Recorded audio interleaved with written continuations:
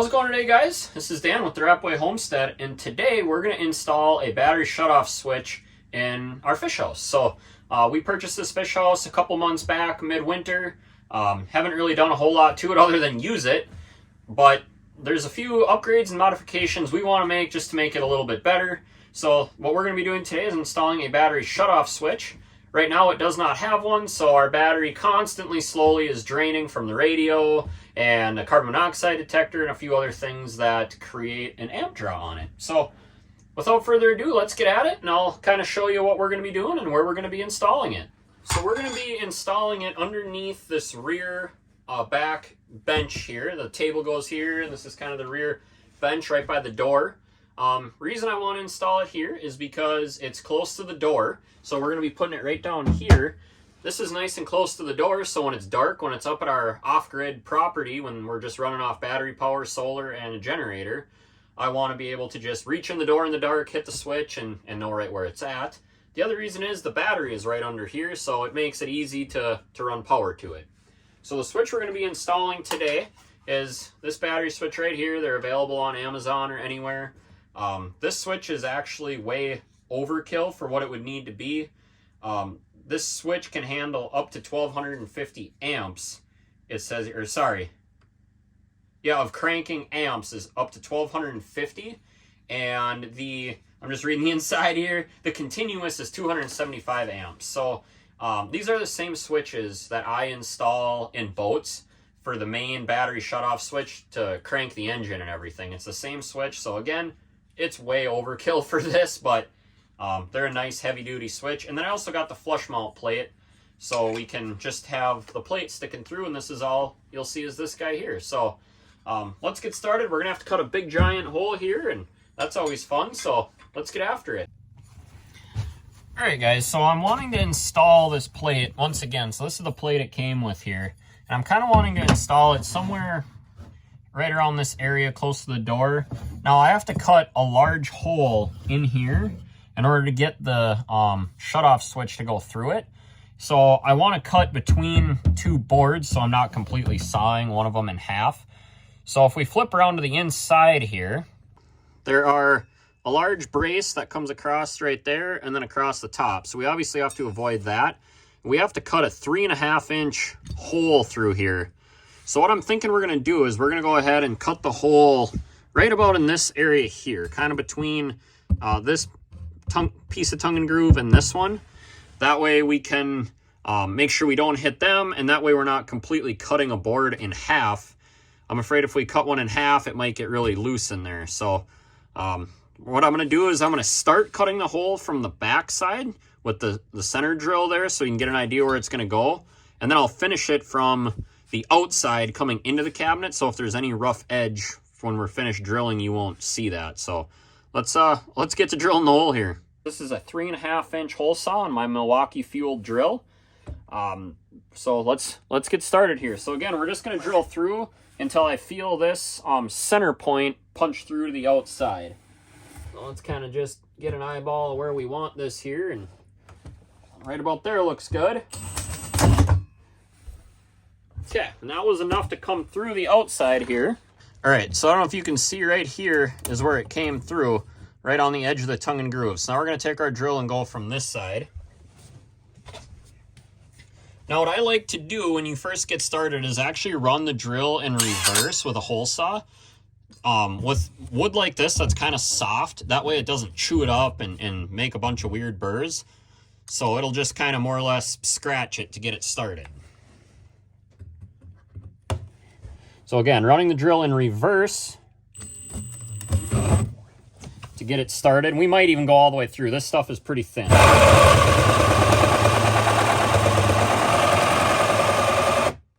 So there we've got it started, as you can see.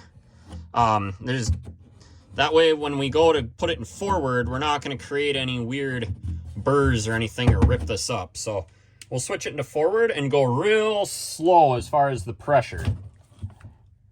Hopefully not tear it up.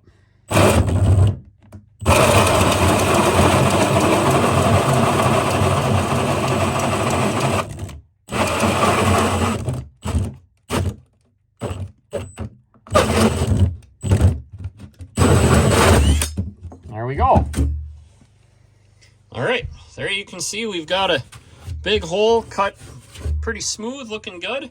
And our plate will go right here. That's where it's going to end up going. So that's going to work out perfect.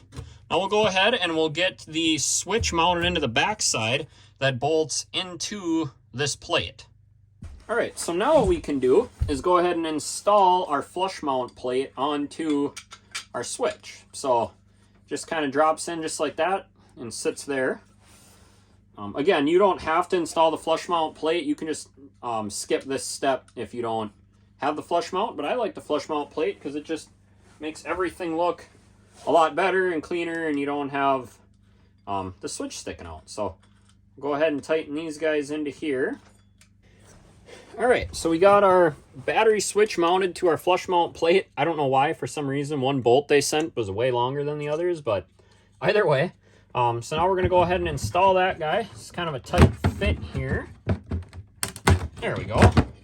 Okay, so now we'll just want to screw that guy in. Now you want to pay attention to the orientation of the plate. I want to have it when the battery switch is in the on position, that there's a little battery logo here, and that's up. So it just kind of makes sense. Try to make sure everything's nice and square. And we'll go in and screw this guy into place. So we'll go ahead and get one screw started.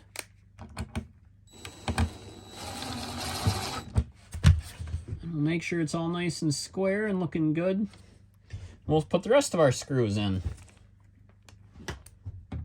All right, now the next thing we're going to want to do is completely disconnect all the power from the fish house or from the battery here. So the only exception is I have a solar panel installed on this fish house. So this is the charge controller, and we don't want to disconnect the charge controller because if it's disconnected for a long period of time with the solar panel hooked up, it can actually damage that charge controller. So we're just simply going to disconnect the positive lead going to the battery that goes and runs the rest of the fish house, because the positive is the one we're going to run up front to our battery shutoff switch. So we'll go ahead and do that.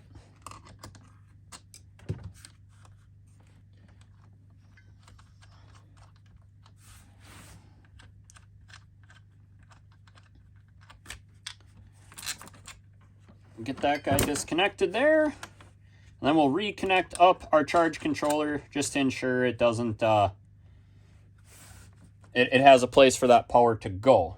So here's our positive lead that comes from the fish house, that runs the main part of the fish house. And this is a 10 gauge wire. So that's the size wire we're going to be running back up front to our switch.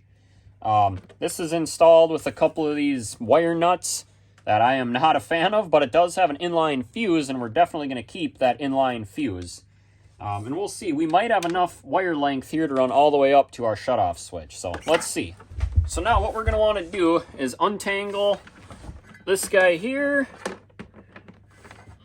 Our power, or our main positive lead or red wire coming from the fish house again.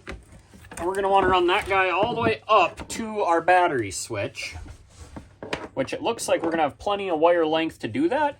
However, I am going to go ahead and replace these wire nuts with heat shrink type connectors that are just going to be a better connection, more safe, and also waterproof so that the wires won't corrode. So let's grab a couple of them. So we'll just go ahead and remove these.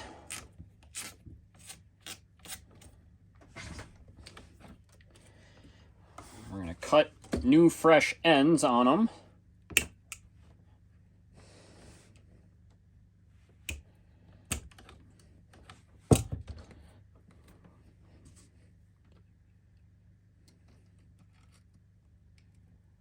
Again, this is a 10 gauge wire, which is what we're going to be reinstalling in here. You want to make sure you don't change your wire size. If anything, you can go up in wire size, but you don't want to go the other direction. You don't want to run a smaller wire in here.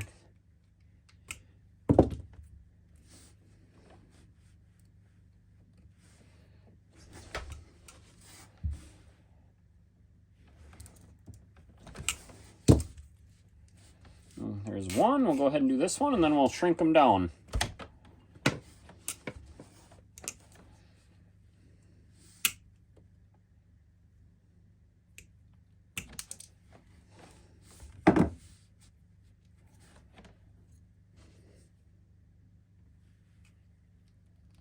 Kind of give them a little twist as you put them on. And crimp her down. Same thing with this. We'll go ahead and clean this end up.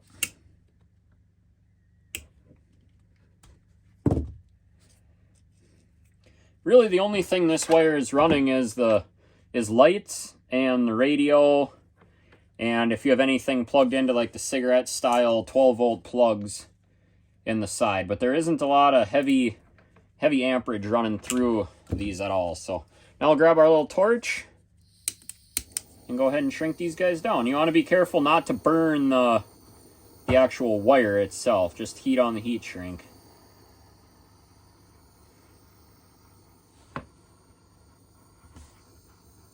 You can see them shrinking down real nice.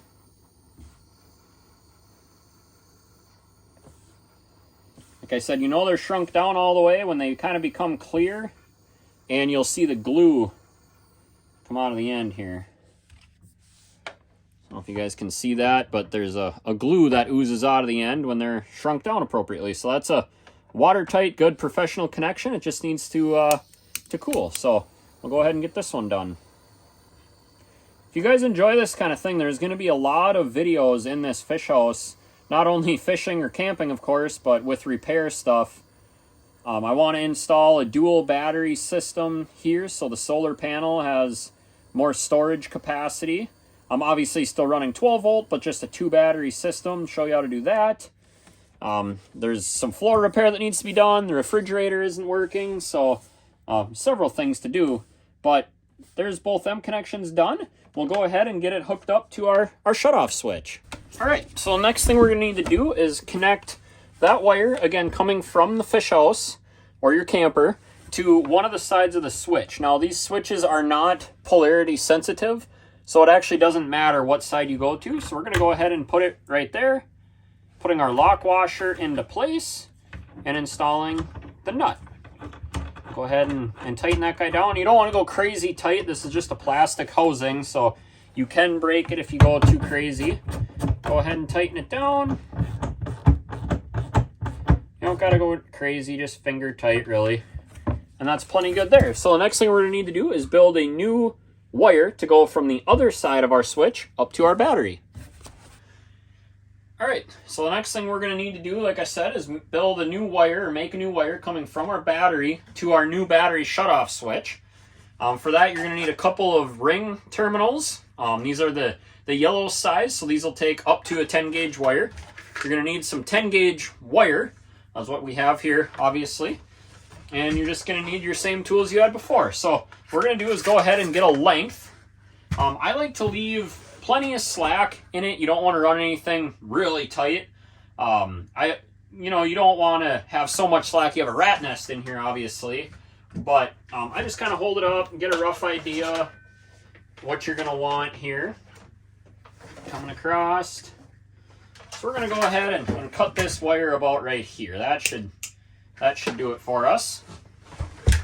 Now we'll go ahead and install a ring terminal on each end. One to go onto the battery and one to go onto our new battery switch.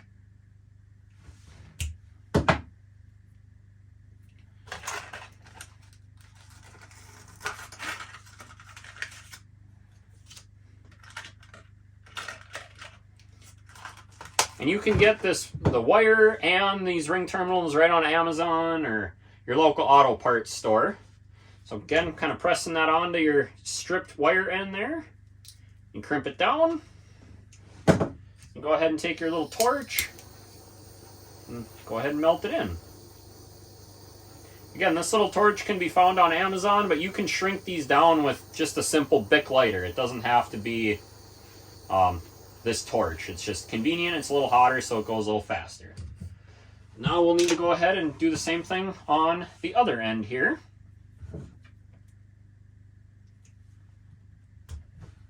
Trying to keep our mess all in one spot because I'll have to vacuum all this up when we're done installing that. Again, I kind of give it a little twist and a push on there. Crimp it down, give it a little pull, make sure it's not going to come off, make sure good connection, and we'll shrink it down. There we go. So there you can see glue coming out of the end again, and it shrunk down real nice. All right, so now we'll take one end and we'll connect it up to our battery shutoff switch on the other terminal. Then we installed the wire coming from the fish house. So put that guy on there.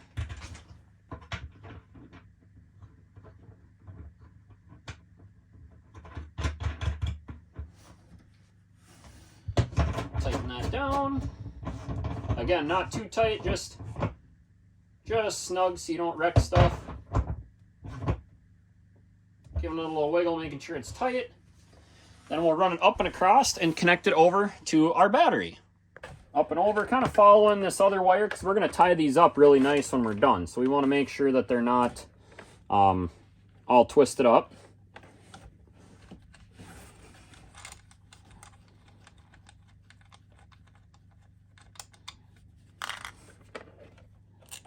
Put that guy on there.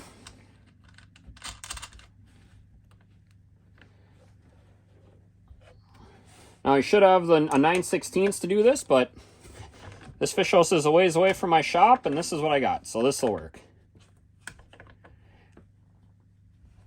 There we go. All right, now the only thing we have left to do other than the cleanup, and this is kind of optional, I guess, but I like to tie all my wiring up so it's not a big rat's nest hanging everywhere. We do use this area for storage, and I don't want, the wires getting tangled up and everything, so I like to use these zip ties with the hole in the end. So you can go ahead and zip tie your wire up real nice and tight, and then screw it up to like this brace in this instance. So we'll go ahead and do that.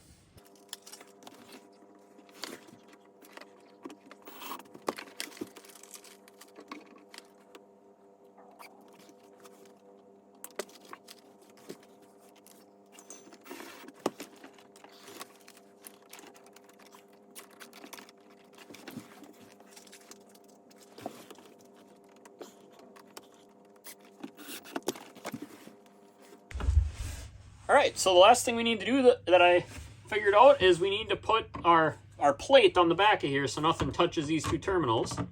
That's why the one bolt is longer. I've installed a ton of these switches, but not a lot of the flush mount ones like we did with that plate. Normally they're just screwed right to the floor. So go ahead and put this guy in place here. And we just tighten this extra nut on the back. That'll hold that in place. So that way we don't have to worry about anything touching that. There we go. Alright guys, well I hope you enjoyed this quick video on how to install a battery shut-off switch in your fish house or your RV. If you enjoyed this kind of content, please drop me a comment, like, and subscribe to the channel. Like I said, there's going to be a lot more stuff like that going on in this fish house. Some repair stuff and some upgrades and modifications that I'd like to do just to make it a little bit better. So, until next time guys, you have a good one.